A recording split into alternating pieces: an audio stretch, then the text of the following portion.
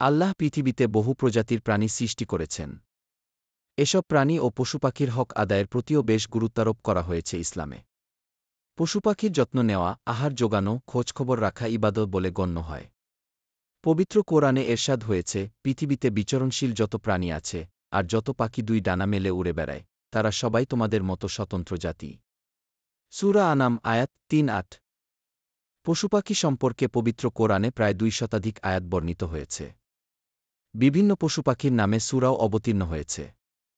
যেমন সূরা বাকারা, গাভী, সূরা আনাম, উট, গরু, বকরী প্রভৃতি গবাদি পশু, সূরা নাহল, মৌমাছি, সূরা নামল, পিপিলিকা, সূরা আনকাবুত, মাকড়সা, সূরা ফিল, হাতি ইত্যাদি। মানবজাতির জন্য হেদায়েতের দিশারি পবিত্র কোরআনে এমন নামকরণ থেকেও পশুপাখি প্রতি ইসলামের দৃষ্টিভঙ্গি অনুমিত হয়। পশুপাখির প্রতি দয়া প্রদর্শনও ইবাদতের অন্তর্ভুক্ত। রাসূলুল্লাহ সাল্লাল্লাহু আলাইহি ওয়াসাল্লাম বলেন, যে কোনো প্রাণীর উপর দয়া করার মধ্যেও রয়েছে প্রভূত সওয়াব। বুখারী আয়াত ৬০০৯। পালিত পশুপাখিকে যথাযথ আহার দান, সঠিক যত্ন নেওয়া এবং তার যেন কোনো প্রকার কষ্ট না হয় সেদিকে ভালোভাবে খেয়াল রাখা জরুরি। রাসূল সাল্লাল্লাহু আলাইহি ওয়াসাল্লাম এদের প্রতি দয়া প্রদর্শন করতে বলেছেন।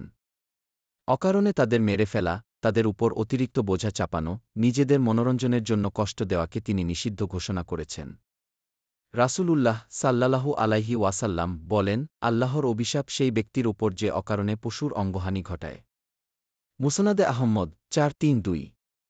আরও বলেন, যে ব্যক্তি কোনো কারণ ছাড়াই কোনো পাখি হত্যা করবে, কিয়ামতের দিন আল্লাহ তার হিসাব নেবেন। ইবনে মাজাহ ৫৪৬। সাধ্যমতো পশুপাখির আহার যোগানো ও তাদের থেকে উপকৃত হলে আল্লাহর প্রতি কৃতজ্ঞ হওয়া।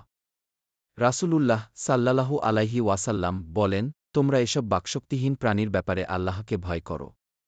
সুস্থ অবস্থায় এগুলোতে আরোহণ করো, সুস্থ অবস্থায় আহার করো।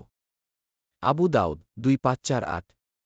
অন্য একটি হাদিসে এসেছে, রাসূলুল্লাহ সাল্লাল্লাহু আলাইহি ওয়াসাল্লাম বলেন, এক মহিলা একটি বিড়াল বেঁধে রেখে খেতে না দেওয়ায় মারা যায়। ফলে মহিলাটিকে জাহান্নামে নিক্ষেপ করা হয়। বুখারী ৩৩১৮। পাখিদের অকারণে তাদের ধরে বন্দী করা ভালো কাজ নয়। তাদের মুক্ত আকাশে স্বাধীনভাবে বিচরণ করতে দেওয়া। হজরত ইবনে মাসুদ রাদিয়াল্লাহু আনহু থেকে বর্ণিত, তিনি বলেন, এক সফরে আমরা রাসূলুল্লাহের সঙ্গে ছিলাম। এক জায়গায় আমরা একটি চড়ুই পাখিকে দুটি বাচ্চাসহ দেখতে পেলাম।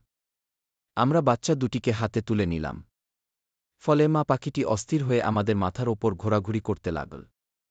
রাসূল সাল্লাল্লাহু আলাইহি ওয়াসাল্লাম বললেন, বাচ্চা ছিনিয়ে নিয়ে কে তাকে কষ্ট দিয়েছে? তার বাচ্চা তাকে ফিরিয়ে দাও। আবু দাউদ ৫৩৫৬।